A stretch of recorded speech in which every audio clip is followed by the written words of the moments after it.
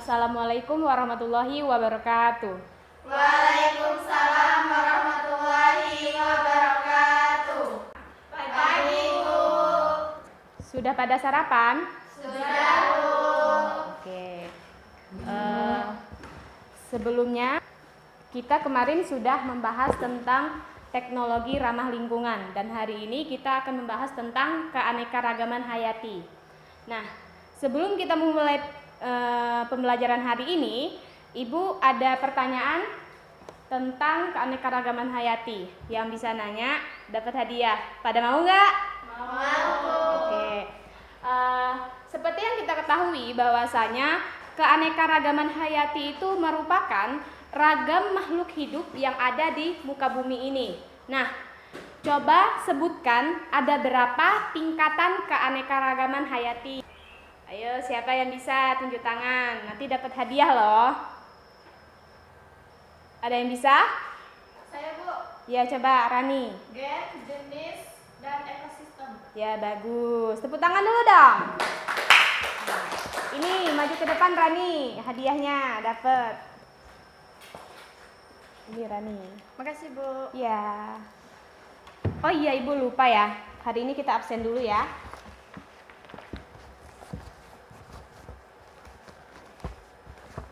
Ibu absen dulu ya anak-anak. Santi, Hadir, Bu. Yoga, Hadir, Bu. Rani, Hadir, Bu. Indah, Hadir, Bu. Tasya. Hadir, Bu. Oke. Suparman mana ya? Nggak masuk, Bu. Ini dia jarang banget hadir. Ada yang tahu di mana? Nggak tahu, Bu. Oke. Udah ya. Buka halaman 9. Sudah? Sudah, Bu.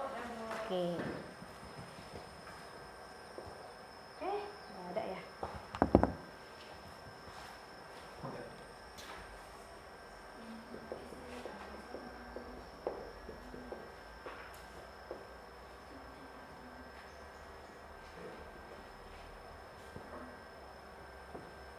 Nah, kita membahas tentang keanekaragaman hayati.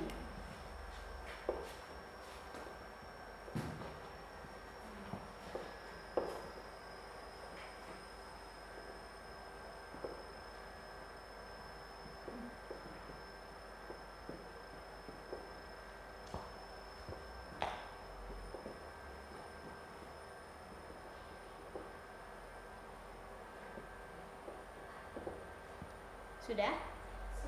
Nah, jadi pertama kita harus mengetahui dulu tentang keanekaragaman hayati itu apa? Keanekaragaman hayati atau biodiversitas merupakan ragam makhluk hidup yang ada di seluruh permukaan bumi ini. Nah, selain itu, seperti apa sih bentuk dari keanekaragaman hayati itu? Contohnya yaitu hewan, tumbuhan, dan manusia. Nah, jangankan hewan, antara hewan dengan tumbuhan, manusia pun memiliki ragam jenis dan ragam sifat yang berbeda-beda. Sehingga dari pengertian tersebutlah terbentuknya konsep keanekaragaman hayati. Nah, ini adalah tingkatan-tingkatan dari keanekaragaman hayati. Nah, tingkatan ini yang pertama adalah gen, kedua jenis, dan ekosistem. Itu adalah tingkat keanekaragaman hayati. Nah, kenapa disebut dengan keanekaragaman gen? Yang pertama, karena individu dalam satu jenis itu memiliki perbedaan yang berbeda. Contoh seperti yang digambar, ini adalah contohnya ayam.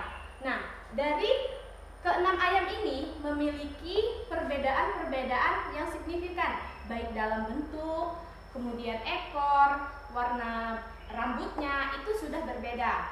Yang kedua, contoh dari keanekaragaman gen yaitu bunga mawar merah. Nah, seperti yang kita ketahui ya anak-anak, bahwasanya bunga mawar merah itu banyak sekali warnanya, seperti ada warna putih, warna ungu, ada warna pink, dan ada yang warna kuning.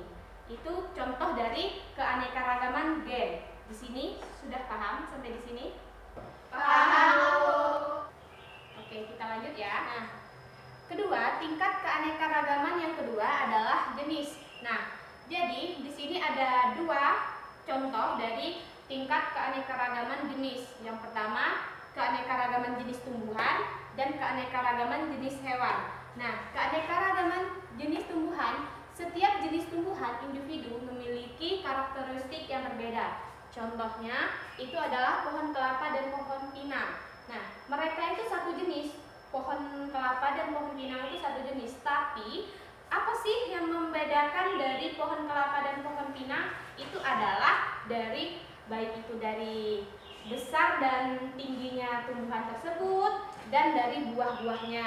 Itu dari keanekaragaman jenis tumbuhan. Sedangkan keanekaragaman jenis hewan itu ada seperti dalam satu genus yaitu harimau. Harimau ini memiliki banyak sekali jenis-jenisnya. Namun dalam satu jenis itu memiliki perbedaan-perbedaan atau karakteristik tersendiri, yaitu dari ekor misalnya, kemudian dari bentuknya, dari bentuk corak-corak dari si tubuh harimau tersebut seperti macan tutul. Kalau macan tutul itu biasanya coraknya tuh dia bulat-bulat, tapi kalau misalnya dari harimau itu dia garis-garis hitam. Itu yang membedakan sehingga mereka ini masuk ke keanekaragaman jenis.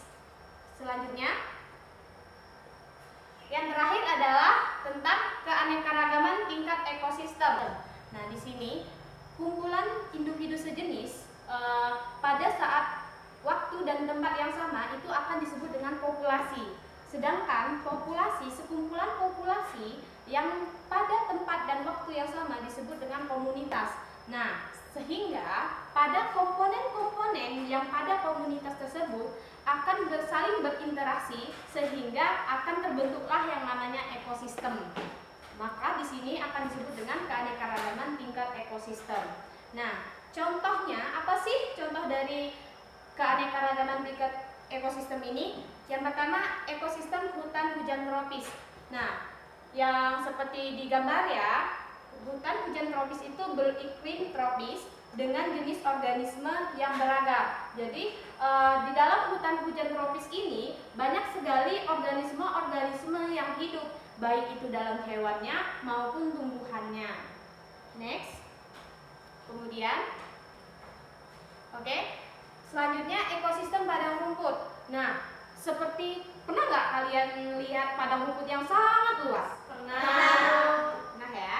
Nah, ini adalah contoh dari ekosistem padang rumput. Nah, ekosistem padang rumput ini biasanya terletak di yang beriklim kering dan didominasi oleh rerumputan. Sedangkan hewan-hewan yang sering ada di rerumputan itu seperti sapi, kambing, domba, dan lain-lainnya.